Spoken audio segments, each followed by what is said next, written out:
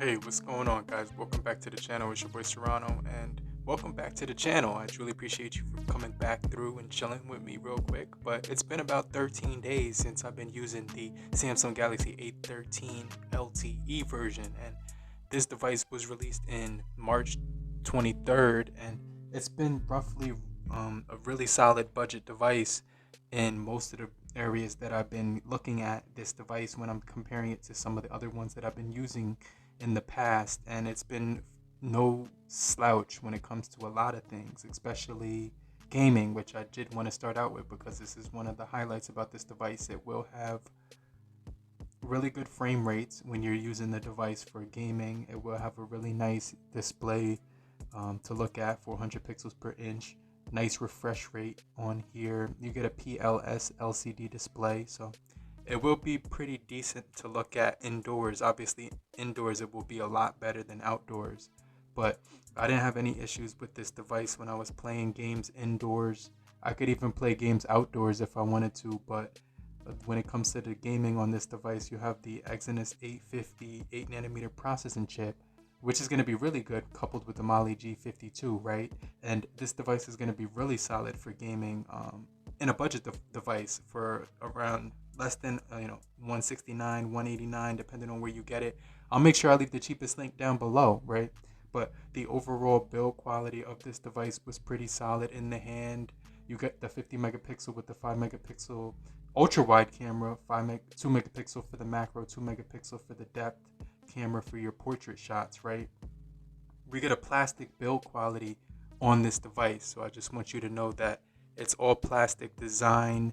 It has a 6.6 inch frame, which is going to be pretty solid. 83.2% screen to body ratio on here, 1080 by 2408. So it's got some really nice pixels per inch. I like the display. Outdoors, when I'm looking through the camera, I could barely see it, but when I was looking at it to the naked eye, I had no issues whatsoever seeing it outdoors. So I really like that part about it. It's got a decent feel in the hand, and the weight is overall pretty good as well. You get 195 grams of weight, and when it comes to ounces, that's about 6.88 ounces. So it has a plastic feel in it, plastic frame on the back and the sides, as well as glass on the front with the Gorilla Glass 5, and it does feel pretty solid overall. There doesn't seem to be any creaking or unevenness. The cameras lay pretty much flush on the table, so if you put this device on a table, it pretty much won't rock whatsoever, which is good. It's like I said, the buttons are easy to get to. It's got the volume rocker on the right. Beneath it is the power button, doubled as a fingerprint sensor, so that was working perfectly fine. So I didn't run into any issues when it came to the aesthetics and overall feel of this device in the hand. It was really solid. It had a decent display to look at outdoors, like I mentioned earlier. And that's important for a lot of people who are going to be taking a lot of photos. And one of the things that I did notice with this device is that it comes in many different configurations. But if you have the configuration that I have, then you need the SD card slot. So this guy has 512 gigabytes of external storage with the SD card slot. So I think that's something that's pretty cool because it's going to be using, the SD card for expansion of the storage. And the panel, like that's probably one of the biggest upsides about this device, including the processing chip for gaming. But another thing that I like is that this device will have the Android 12 with the Exynos 850 8 nanometer processing chip with the One UI 4.1. So that's going to be pretty solid on this device as well because it's not going to run into too many glitches when you're gaming, and also you're going to have the most recent software on this device as well as 4 years of updates. So this device will probably get Android 16, which is pretty crazy. Hopefully we do get that, maybe even Android, up to 15, hopefully, right? But, this device does come in the blue, black, peach, and white color, but those are going to be based on the region that you live in. So the regions that I did see this device color wise was black, and I did see it in, it probably will be available in the white color as well, right? But on Amazon, this device ranges in the price point of about $189 to 169. It dropped down to $169, so that's something that's pretty crazy because you get like a little, discount. If you get this device right now, you get a really good discount. It has USB Type C, so it's got the 2.0 USB on the go storage. So that means that you can use USB, external storage if you wanted to get Type A external storage with this thing, and use that with this device. So I like that fact that this has Bluetooth 5.0 as well. And on the front, we have an 8 megapixel that I didn't get to talk about a little bit, but we'll get into talk about that in a little bit more detail. But obviously this device will have some pretty good camera modes on it. It won't have night mode. So just wanted to mention that it won't have night mode if that's something that's important to you. And the night mode photography is something that has become very popular amongst phones nowadays, but this device, they weren't able to squeeze that in. But overall social media, you know day-to-day tasks did feel pretty smooth overall when I was using this. Now just keep in mind there's gonna be a little bit of lag on this device from day to day. If you're using this device from day to day, every time you use it, you're gonna see a little bit of lag if you're coming from a flagship device. But if you're the type of person that's coming from budget device, it won't be anything that's gonna bother you, right?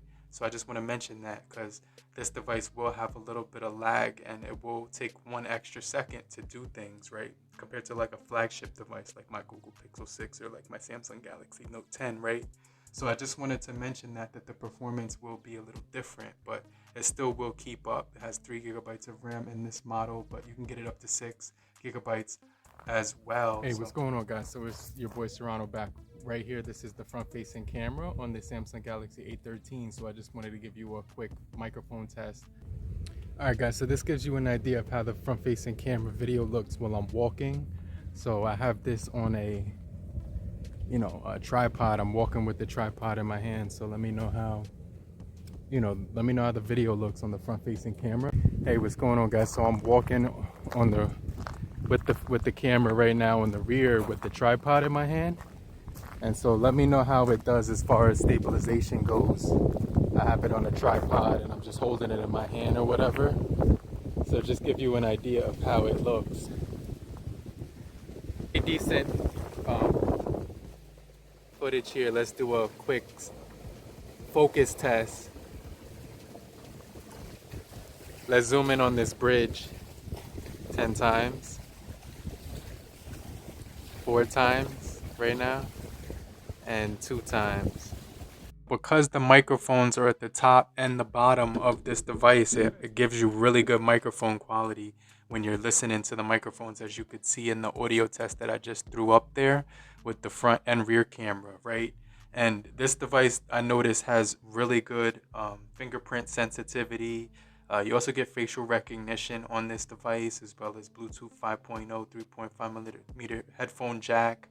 It has a beautiful display. So when you're looking at the display, it's going to be probably one of the brighter displays that you're going to be looking at for this type of price point, right? Because it's got that 400 pixels per inch.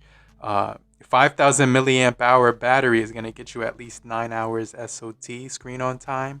So when we're talking battery life, you're going to get a really good time when it comes to the battery, because it's a 5,000 milliamp hour battery, and you'll get roughly about 2 days with this thing, depending on what type of usage you put. But for me, I'm a heavy user, and it was going to take me 2 days to kill this device, right? But the screen quality, I want to just talk about in a little bit more detail, right? Because it's got a 6.6 inch display, which is extremely beautiful to look at outdoors or indoors, right? And it's colorful. It's not the brightest in the entire world, or it's not going to have the best viewing angles ever that you'll ever see in your entire life, right? But it's going to be a panel that you're going to get used to really quickly, and your eyes are going to adjust very fast to the colors on here, which are going to be pretty vivid. They're not going to be the most vivid, and the blacks aren't going to be the darkest in the entire world, but it's going to give you a really good experience for the value and the money. And they have this device listed at different configurations, so later on they're going to release it at the 128 6 gigabyte version, which is going to be extremely quick and more snappy than this 3 gigabyte version. So I just wanted to throw that out there. But this device does have pretty good performance for 3 gigabytes of RAM. It's gonna have 32 gigabytes of internal storage, but I did maximize my SD card.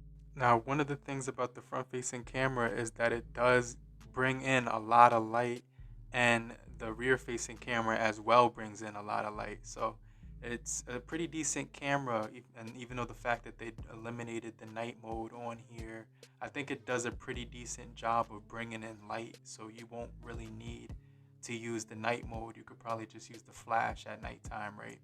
But obviously this device won't have the night mode, but for some reason it just did really good when it came to the photos, and it didn't matter what light I put it in.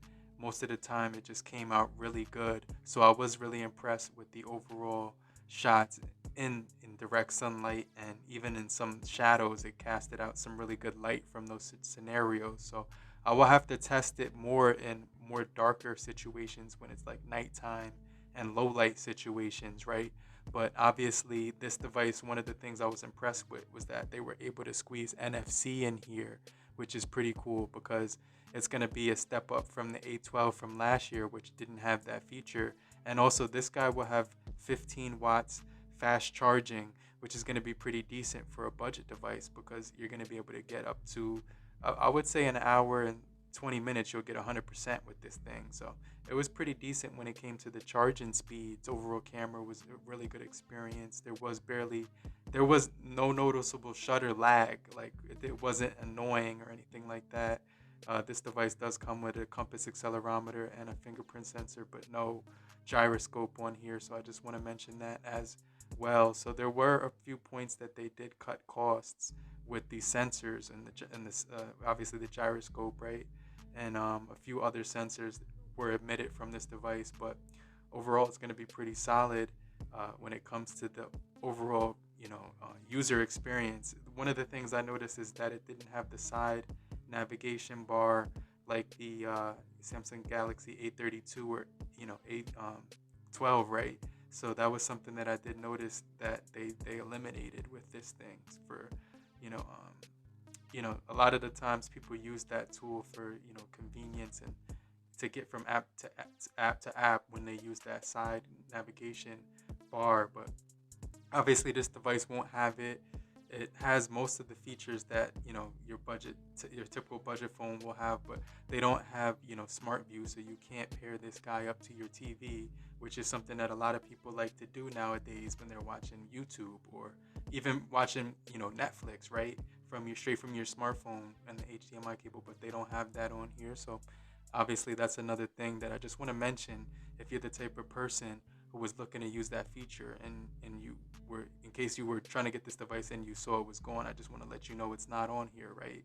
But a lot of features it does have. It has pretty good connectivity to the internet.